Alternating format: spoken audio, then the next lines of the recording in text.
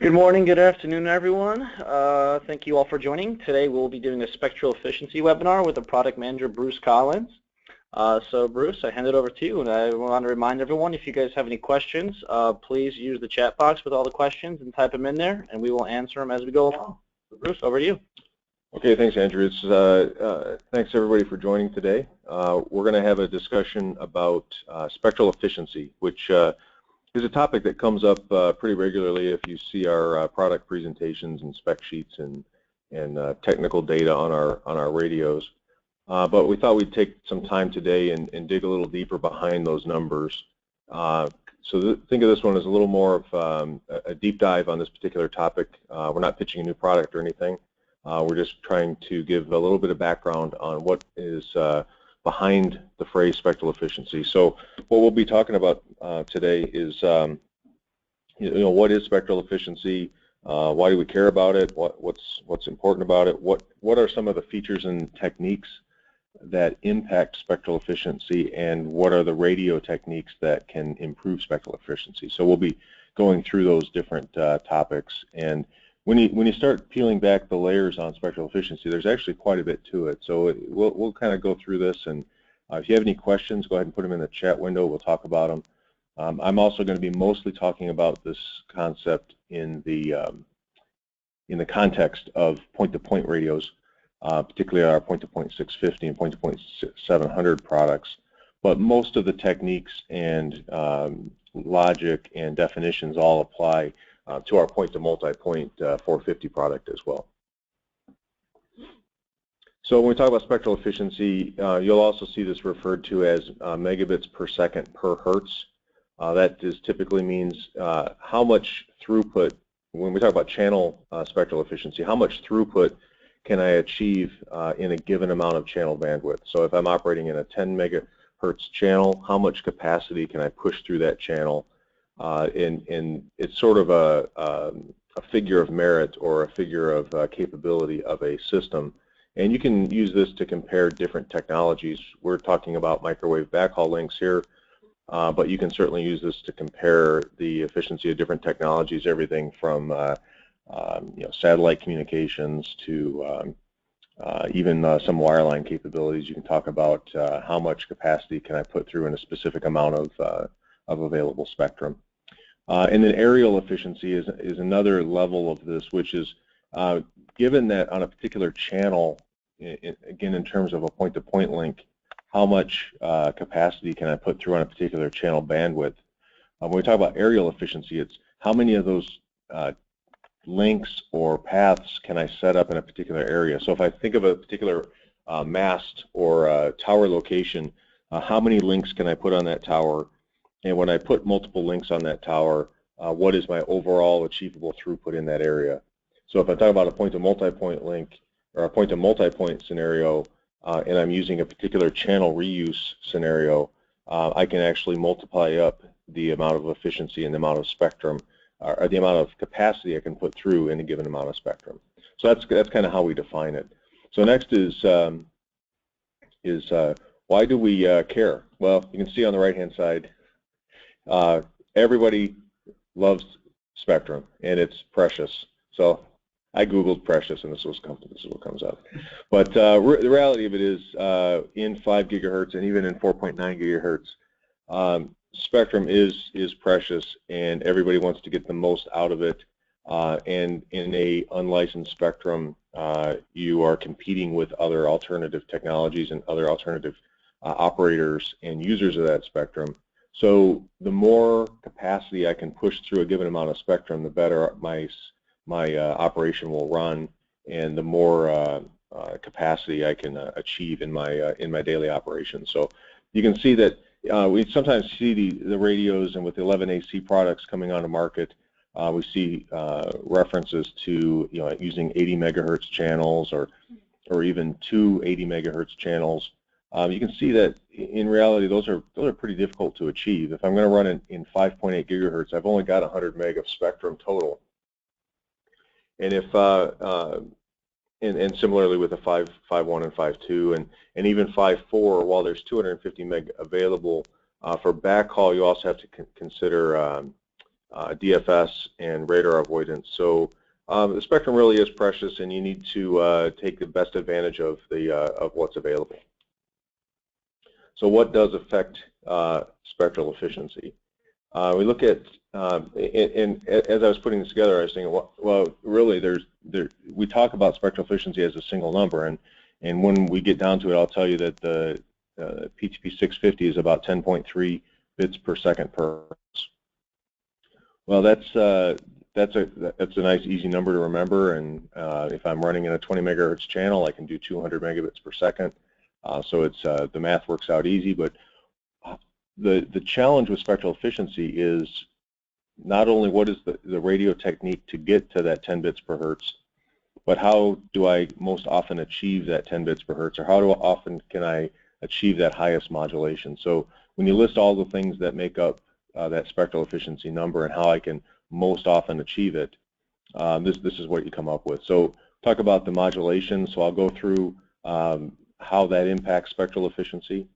Adaptive modulation, which is the ability to move from a low modulation up to a higher modulation when the conditions allow.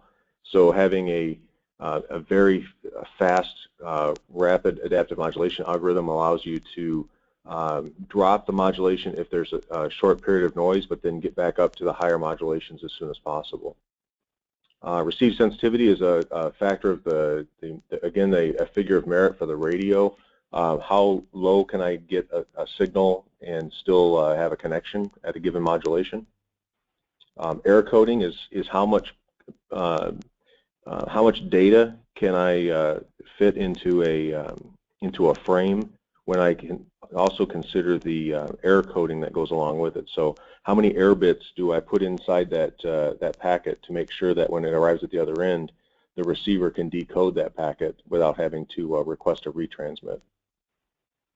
We'll talk about MIMO. Certainly that has MIMO techniques allow you to increase the number of threads or the number of signals that can be sent at a given period of time. We'll talk about error interface and the frame structure. So the error interface is really about when I send a packet over the air, how much information is actually payload information and how much is overhead, whether it's the error coding I just mentioned, whether it's in a multi-point system, I have to send call it a map that tells which subscriber module that this information is destined for. How much time is spent to account for the over-the-air transmission time, and that really gets into the next bullet, which is range. And as the range changes, and as the range and the length of that link changes, you'll see that the more of that error interface needs to be consumed for that error delay time. So my spectral efficiency actually goes down as the range of the link increases. And then another factor of merit on the radio, which we'll talk about, is transmit power. All of this really comes back to link budget, because the more link budget you can have on a given link, the more likely you are to achieve the higher modulation, which in turn gives you the higher spectral efficiency. So antenna goes along with link budget. The next two items there are split frequency and TDD versus FDD. We'll talk a bit about that as far as how can I achieve even more or similar capacity in half the spectrum in a TDD radio relative to an FDD radio, depending on the types of payload traffic that I'm sending. And then the last item there is collocation.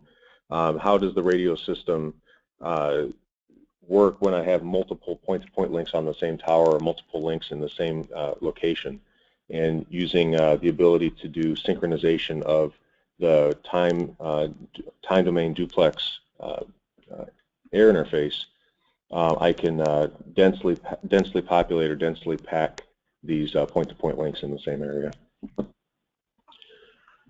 So we talked about link budget and what's sometimes referred to as system gain.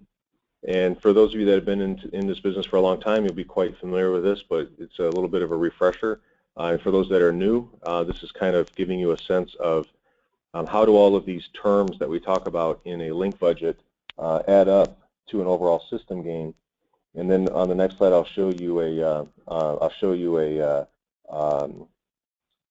how that system gain can lead to a higher modulation. So what we're looking for is to maximize the gains when you see the pluses in here and minimize the losses. So if you start on the lower left, that's the radio's output power, or what we refer to as the transmit power. The transmit power will be a function of the radio's capability, also the ability to transmit power without distorting the signal. So many times you have to reduce the transmit power as you increase the modulation, so it's not just one flat number. And you also want to adjust that output power to make sure that you're not overloading the far end signal. So that's something we call automatic transmit power control. Then you have some transmission line loss. This can typically, in our scenarios with a PTP 650, this is very small. It might be just the very small if it's an integrated antenna on the order of tenths of dBs. If you are looking at a jumper cable between a connectorized radio and an external antenna, it might be a dB or two of loss, depending on the type of cable you're using. Or if you have if you're running a long cable, you need to really take that into account going between the radio and the antenna. Then you move into the antenna gain.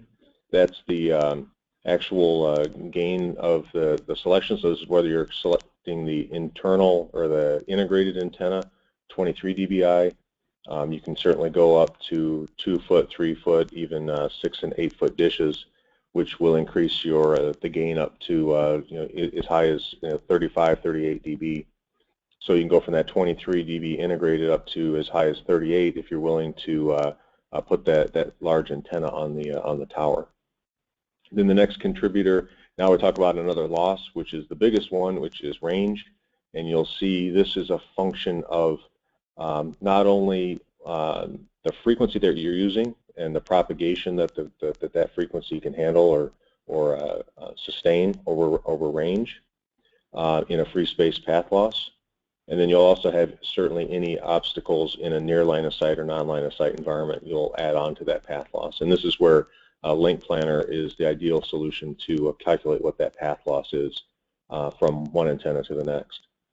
Then at the other end, you're going to add another gain, which is the signal will enter the antenna and be amplified down to the through the transmission loss. So again, you'll lose a little more signal.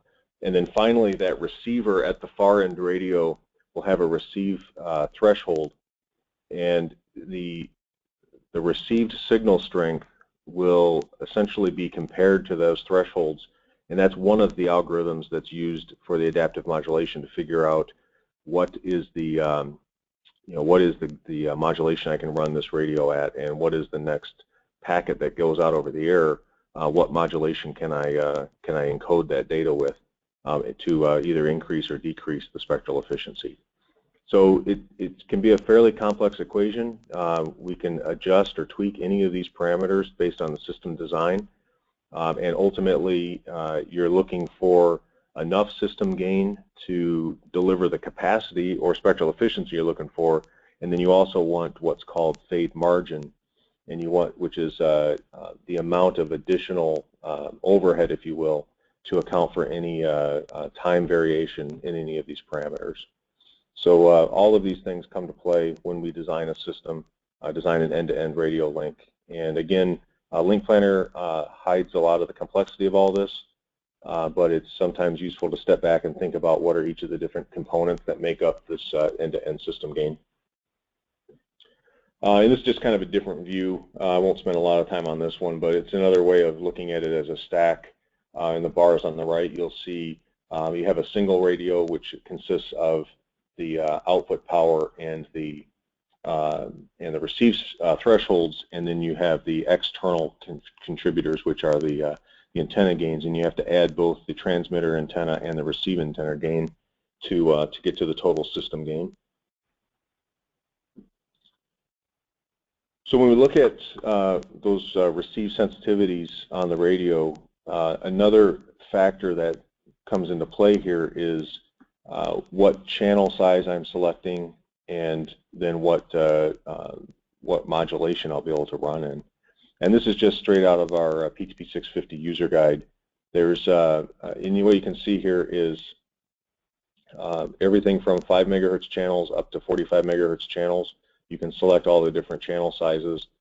And then within a given, and what you'll notice if you just look at that first row in the chart, at 5 megahertz channel, the receive sensitivity is negative 96.8.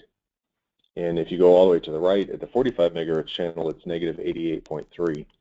So you can see that just by varying the channel bandwidth that the radio is operating in, I'm changing the receive threshold by about 8.5 dB.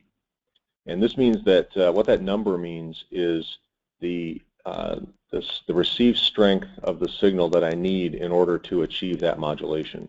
So at the lowest modulation, BPSK, I need to have a signal arrive at the other end of the radio at negative 96 dB. And that's if I'm in a 5 meg channel. If I decide I want to run in a 45 meg channel, that signal needs to be 8 dB higher. So significantly higher, and so that's a little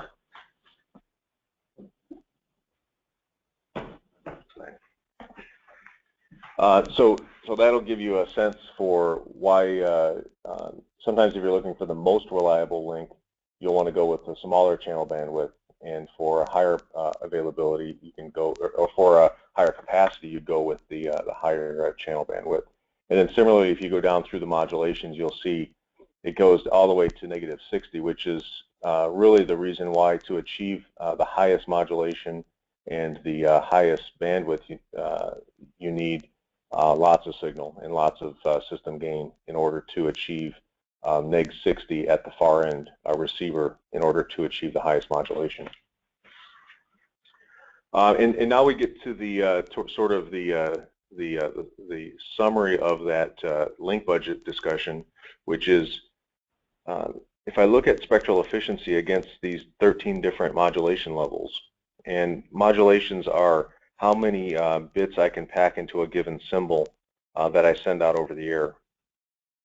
And what you see here is in the chart is 13 different modulation levels that a PTP 650 or 700 supports. The highest modulation gives me 414 megabits per second in a 40 megahertz channel, and that's aggregate capacity, which equates to, if I just take that 414.1 and divide it out by the 40, I end up with 10.4 bits per second per hertz. So that's that spectral efficiency number that you'll see referenced. And then as the modulation reduces, you'll see the spectral efficiency comes down, and you'll see that all the way at the BPSK, you'll see it's 0.5 bits per second per hertz. So so it's another way of looking at the way to get the most use out of your spectrum is to get the highest modulation. And anything you can do to maintain that system gain is important to be able to move that up. A couple other things to note on the table. You'll see references on the left there to dual and single. That refers to dual payload and single payload, which is really around the MIMO capability of the radio. So when we talk about 2x2 MIMO, this means that the radio itself has 2 transmitters and 2 receivers. And when the situation or the conditions allow, the radio will run in what's called dual payload. And you can see those are at the top of the chart. And the reason they're at the top of the chart is because I'm able to run, with each transmitter, I can send a different set of data. So I'm actually sending 2 streams of information at the same time. And the receiver is able to decode those. And you kind of see the trade-offs there in modulations and spectral efficiency and the dual payload. And so when I can operate in dual payload at a high modulation, that's when I can achieve that high spectral efficiency. And you might also sometimes see these numbers and you compare them to a system that is either a point-to-multipoint system or maybe an 802.11n or 11AC product, and they'll specify a number for spectral efficiency, but you might say, well, why is that different from one radio to another? And that's really the last bullet on here, which is the air interface being optimized. When we talk about point-to-point links, we know we're only talking to one end node at a time. So we can optimize the air interface such that we don't need what's called a map. We know that everything that's sent out over the air is destined for that other the slave end of the link.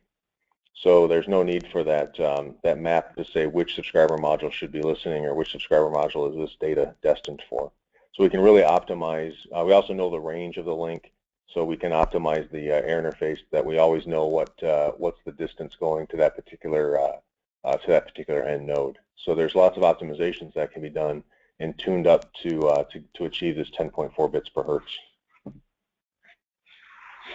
The other thing that's important in order to achieve that high modulation spectral efficiency is how high does my signal need to be above the interference in the area, and that's what this chart is showing.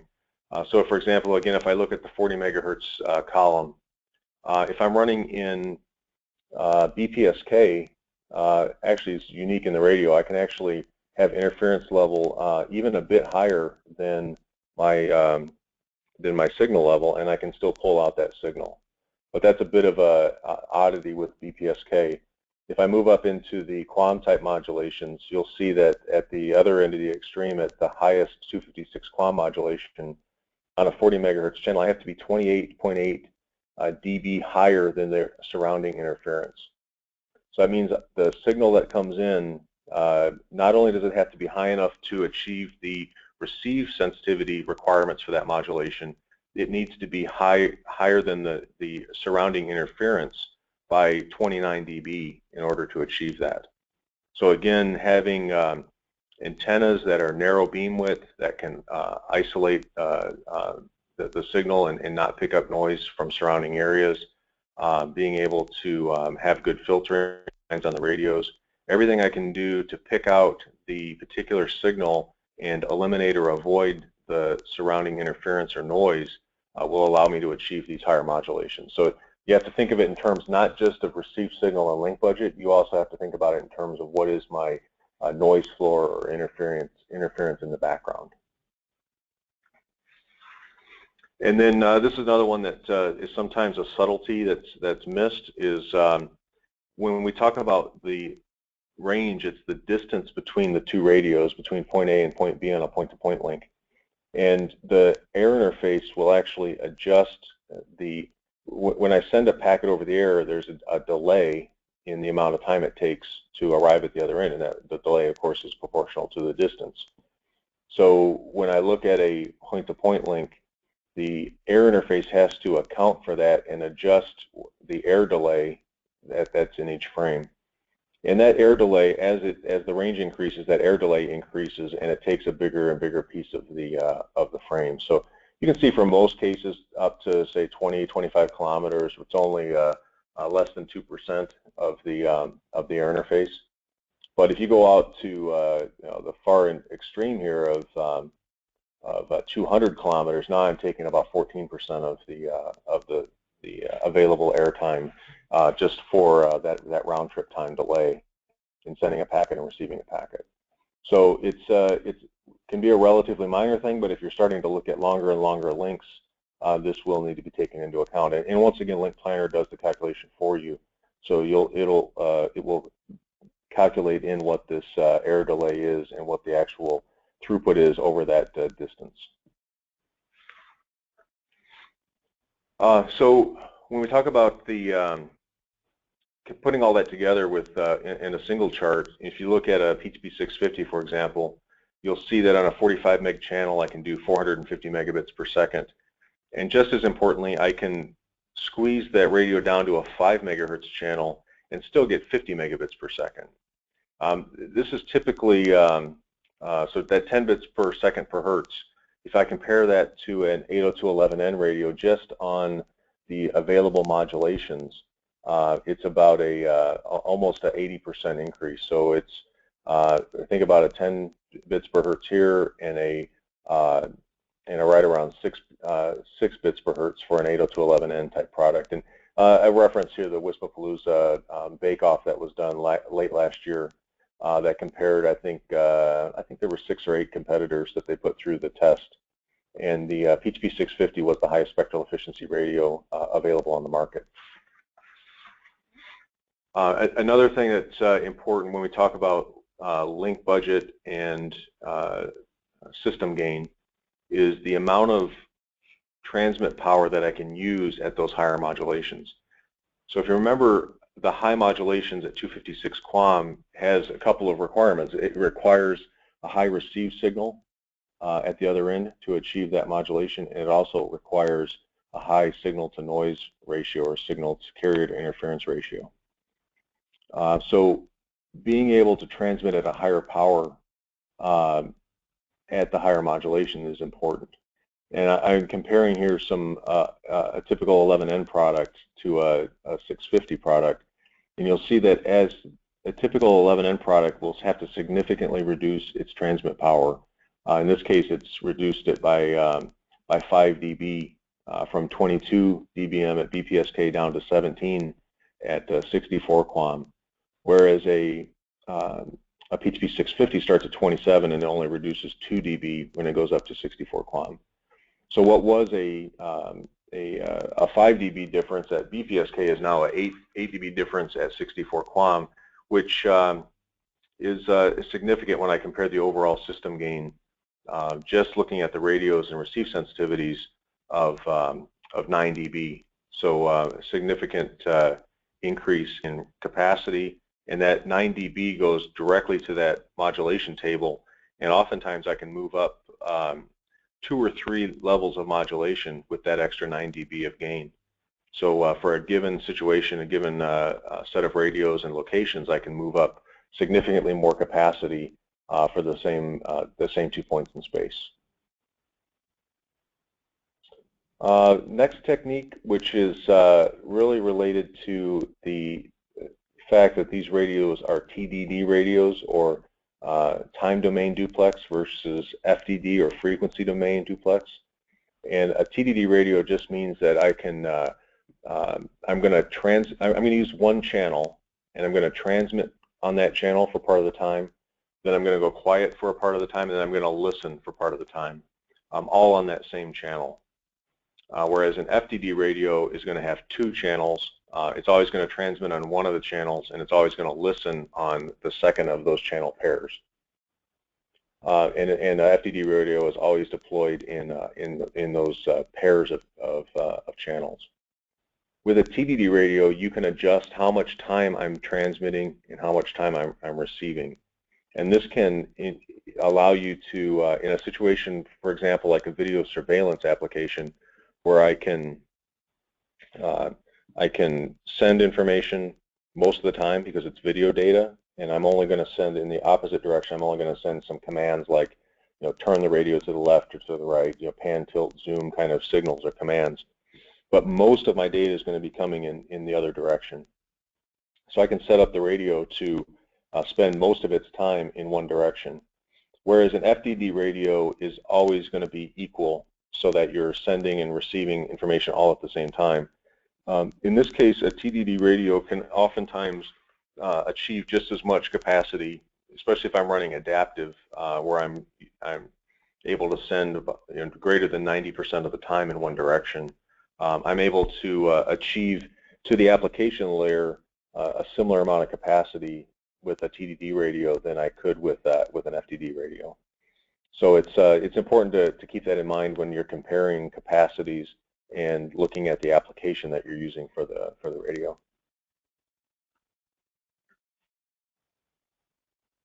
And then really the last item here is being able to synchronize radios. And this is important. If I'm going to put several of these TDD radios on the same tower or the same mast, and I want to make sure that they don't interfere with each other. And because what can happen is, if I have some of those radios transmitting at the same time that some of them are listening, then the ones that are in listen mode are going to hear those guys that are right next to me on the tower.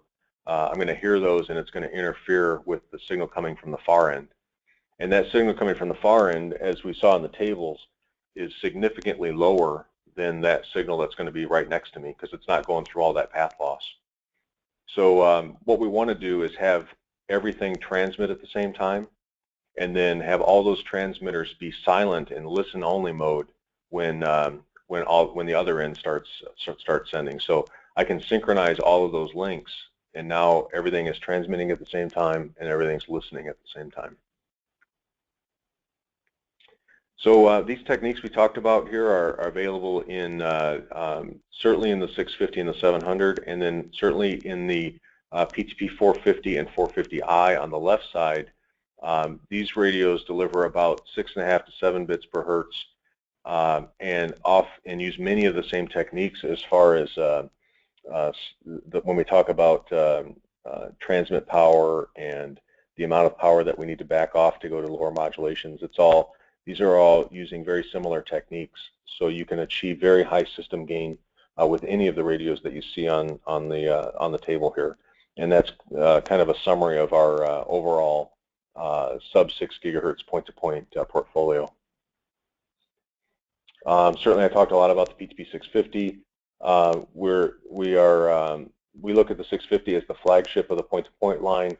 It has both the highest spectral efficiency as well as the ability to do line rate packets per second. So again, whatever the real-world situation, if I'm looking at spectral efficiency or I'm looking at what types of packets I'm going to throw at this radio, I can deliver all 64-byte packets. I can deliver all 1,500-byte packets. The radio doesn't care, and it'll just keep cranking through all those packets per second. It's currently at about 850,000 packets per second is the current spec. We've also built in significant amounts of security, and there's some other webinars that go through the details on security. And then there's also a webinar we've done on reliability, which you can look up. And the summary of the reliability is that we have extremely high measured MTBF, greater than 100 years, and that number keeps rising as we get more and more of these units in the field. And the return rates are just negligible on this product. And part of the reason that we achieve that is we do 100% testing at the factory. Every single PTP 650 that we ship goes through a complete temperature cycle functional test. So we do functional testing at plus 55 C and at negative 40 C, and do a complete actual link at each of those temperatures. And it's not a sampling of radios, that's every single radio that goes through our factory. We've also introduced our PTP 700 late last year. This is our product that's targeted mostly at the national defense and border security missions. This covers the NATO band 4 gigahertz, or NATO band 6, which is 4 gigahertz, and as well as 5 gigahertz. So this has all of the same spectral efficiency capabilities that we talked about, but now in a radio that covers 4.4 gigahertz all the way to 5.9 gigahertz. And both those radios, since we're talking about spectrum and finding channels, both those radios have a always-on spectrum analyzer that gives you a view like this. So everywhere in the network that you have a PTP 650 or 700, you can see exactly what's going on in real time across the entire spectrum. And so that you can either decide where I have room to place more point-to-point links, or the radio can self-optimize, and if it finds a better channel to run on that's going to give it a better modulation, therefore higher spectral efficiency, it will jump to that alternate channel automatically. So it can always self-optimize. And then I mentioned LINKPLANNER quite a few times, and we had a question come in on the chat window here about LINKPLANNER. This is a tool that's available at no charge from the CambiumNetworks.com website. You can go on that website, download this tool, and very quickly put in the locations of your point-to-point link or point-to-multipoint. It does both PTP and PMP planning. You can put in both endpoints, and then it will give you that terrain profile or path profile in the middle of the page. And that'll show you exactly what the terrain looks like between 2 points. And we have basically every point in the world in this database that will tell you exactly what that terrain should look like. From that point, I can start to do a whole series of what-if scenarios. I can decide which radio to use. I can decide what size antennas, what frequency to use, what channel bandwidth, all those things that we talked about in adjusting the system gain and link budget of a particular link. You can do all of those scenarios. You can adjust the amount of cable loss between the radio and the antenna. Of course, it all defaults out, so you don't have to get that advanced day one. But certainly, all of that boils down into two numbers. It gives you the expected throughput of this link, the predicted throughput, and it also gives you the availability. So I can play with how much uptime do I require for this link and what capacity. And that, when I mentioned earlier when I talked about fade margin, that fade margin is one of the leading inputs to availability. How much excess link budget do I have to achieve the capacity that I need to do the job that I'm trying to accomplish? So all of that comes out of LINKPLANNER. So that's the main content of the webinar today. If you have any questions, you can go ahead and put them in the window. We do have a video contest going on right now that it's essentially you can go on our website and submit a video of your point-to-point installation. It can either be of an installation that already exists and you just want to take some video of the end-to-end link. You can do a video while you're doing the installation. And if you submit that to our website during the month of March, there's still I guess a little over almost 3 weeks left. We'll be taking votes by community members. This is all done through the Cambium community forum, and then we'll be awarding some pretty nice prizes. The first prize is a fully loaded PTP 650 link. Second prize a 450i link, and then third is some EPMP Force 200 radios. So significant prizes if you can submit something this month. And right now I believe there's only half a dozen or so up there, so it's a good opportunity to win some prizes if you have some nice video that you can post up there. Andrew, you want to talk about the last couple? Well, Bruce, thank you so much. I want to thank everyone for joining. I'd like to show some of our social media pages from Facebook, LinkedIn, and Twitter, and obviously Bruce just specified some of the video contests, so all is well. If you guys have any pictures, anything that you guys see, any ideas, we obviously love to hear from you guys and constantly love some feedback. We also, as Bruce just mentioned, our community forum. From here you can see, besides the PTP video contest, there's knowledge base from our product managers constantly responding, as well as our engineers responding to your concerns, your ideas, and hearing specifically your stories and what you like and what you don't like. So we love having feedback from you guys and constantly hearing from you, and that's always greatly appreciated, so I highly recommend that. So I want to thank everyone for joining. Bruce, thank you so much, and everyone will be getting this webinar sent to you shortly, and thank you, and have a good day.